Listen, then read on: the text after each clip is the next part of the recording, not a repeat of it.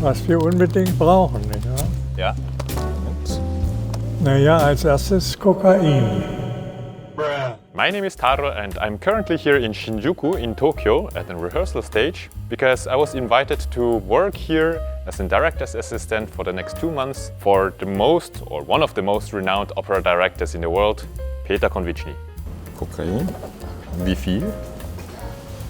Naja, 30 Kilo. And in this video I want to share some insights about my job as an assistant director and also talk about the challenges of directing an opera whose story might not align with today's political and social values anymore, and discuss why opera directors believe they have to adapt and change these stories. So if you enjoy music, art and some behind the scenes stuff, sit back and enjoy the video.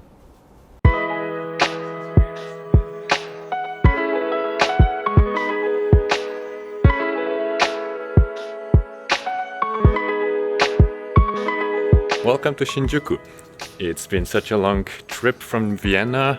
I think it took me around 30 hours or so because I had a 7 hours long transit stop in Taipei, and now I'm done. I'm so sleepy and tired. Now I have to find my apartment and it should be here somewhere. Let's see. That's our apartment.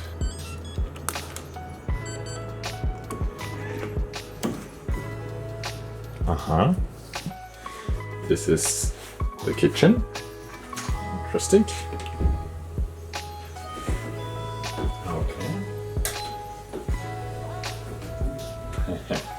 This apartment is way smaller than I expected it to be, but honestly it's enough, and this is Tokyo. If you want to live in the city center of Tokyo like in Shinjuku, you won't really get anything bigger for a reasonable price. I honestly didn't expect to have a bath. Could have also been just a shower.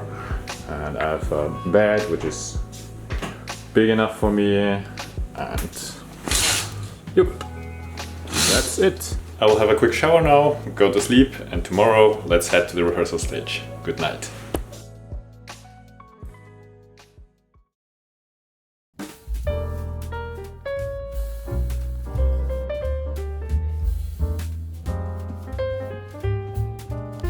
So if you've seen some of my other videos already, you might be asking why I'm still assisting, even though I'm directing myself. Well, there are two reasons. One is I really wanted to come to Tokyo and work here, and also to build connections. And the second reason is Peter Konwitschny. He is really one of the best directors in the world. Und dann natürlich ein paar Pistolen, die aber auch schießen können. So what is my job as an opera director's assistant? The first and easiest thing to do is to document everything which the director says, and with that write down everything that happens on the stage. The second, and in my opinion the most important job of the director's assistant, is communication. So for example, when the director says, Naja, dann der Koffer voll Geld darf natürlich nicht fehlen. Und Babys in Reagenzgläsern. Und Whisky muss auch her, also 30 Kisten würde ich mal sagen. 30? Okay. Ja, 30 Kisten. Irgendwelche bestimmte Marken, die Sie wollen? Japanische Marken? Nee, lieber nicht. Japanische nicht. Nicht japanische. Schottische. Schottische, gut. Fehlt noch was? すいません、ちょっと小道具リストがなんか追加されましたがいいですか？はい。まずはコカインを30キロって言ってるんですけど。無理。捕まっちゃうよ。誰か知り合いいる？ウイスキーを30箱。ユーロ高いから日本のにしてほしい。Naja, und natürlich ganz wichtig sind die 3 Prostituierten. Ne? 浅草警察とコネクションがあるんで、なんとかなんじゃない？わかりました。浅草多かったから。そうです。I really hope I didn't surprise the technical team too much with these weird requests, but they seem to take it very well. And yes, this time we have a bunch of unusual props to present a completely different perspective on this opera. Dein Kind. Nein, nicht Sein. Sein Kind. Die Frau ohne Schatten is originally a very strange opera, and it's nearly impossible to fully understand the plot. is about a fairy empress who can't bear children because she's missing a shadow. So she tries to buy one from a Daiya's wife.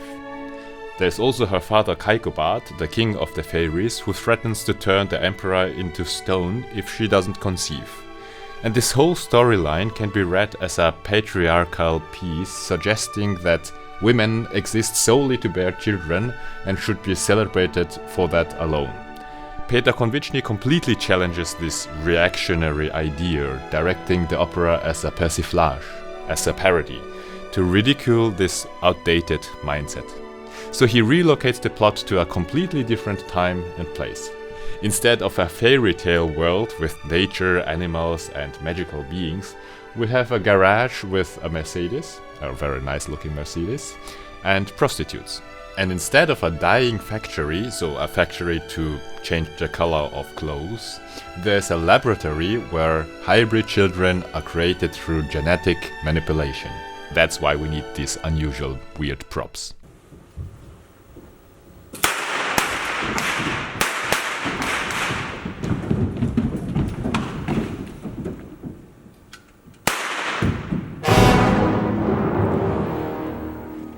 What struck me most was that when I read the original story of Die Frau ohne Schatten, I couldn't make sense of it at all. The plot is chopped into weird parts where a lot of things just don't make sense to me. And even after reading the original fairy tale that inspired the opera, I was even more confused. But once I read Konwitschny's adapted concept, it all made much more sense, and for the first time it had a coherent setting and storyline. At least for me. Did the audience in Japan like it? Some absolutely loved it. Konwitschny has many fans in Japan, but some really hated it too. So the haters even came backstage to demand a refund, saying, "We'll sue you, aren't you ashamed of what you did?" and so on. This is probably what makes Peter Konwitschny great, as he always surprises his audience with controversial directing and provokes discussions among his viewers. I've made an entire video on why modern opera directors often choose such approaches today. And if you're interested, there's a link in the description. 結構ガツンってやらないといいんだ。ガッツンって体叩いて。ほら。これでは終わりない。これはいいやって。いいよ。じゃあこうなってやる。肩ぐらい。バイ。見て見て。本当のリアクション？痛い。もうちょっと柔らかく。本当に？痛かった。これ痛いね。これ痛いよ。うまく割れたけど。全部割れた？ It's rainy. So, first rehearsal day finished, and I have to say, the singers are amazing. The German is perfect, or almost perfect, and I can say that because I was born and raised in Austria. They are so well prepared, knowing the text by heart and also knowing what they're saying, exactly why their characters are saying what. And this text really is it's really difficult.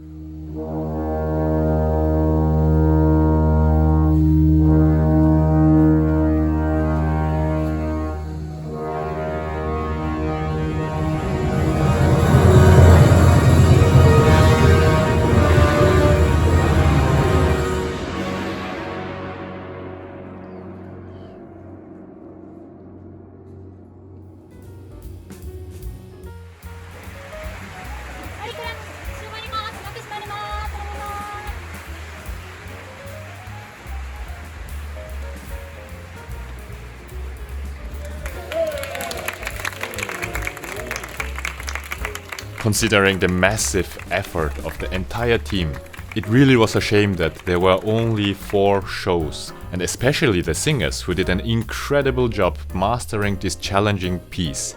This was my second time working in Japan, and once again I felt that Japanese culture is something truly special.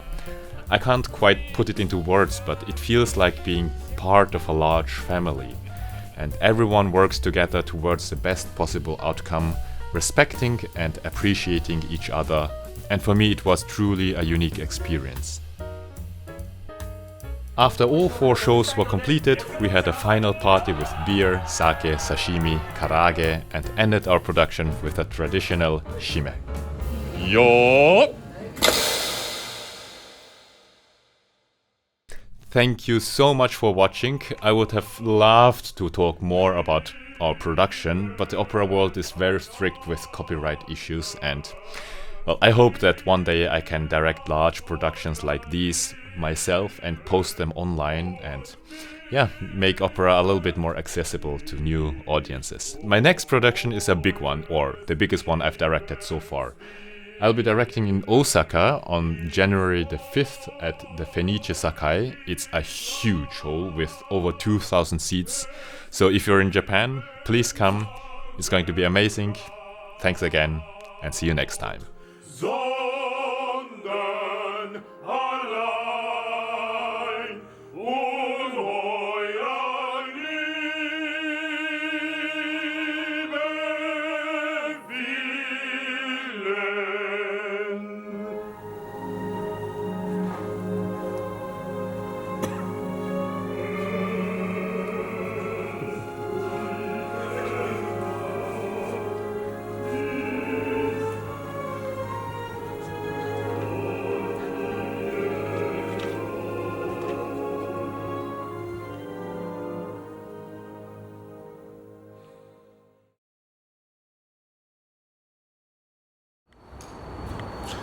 Good morning. Today is quite an unusual day to work. The thing is, today we don't have enough singers to have a really meaningful rehearsal, and that's why I asked Peter Konwitschny whether he would like to take the day off, and instead we go for a Tokyo tour with a tourist bus for 1 hour. The director doesn't speak Japanese, so that's why I'm with him as a translator and more or less as a guide. And yeah, we are going to enjoy Tokyo today.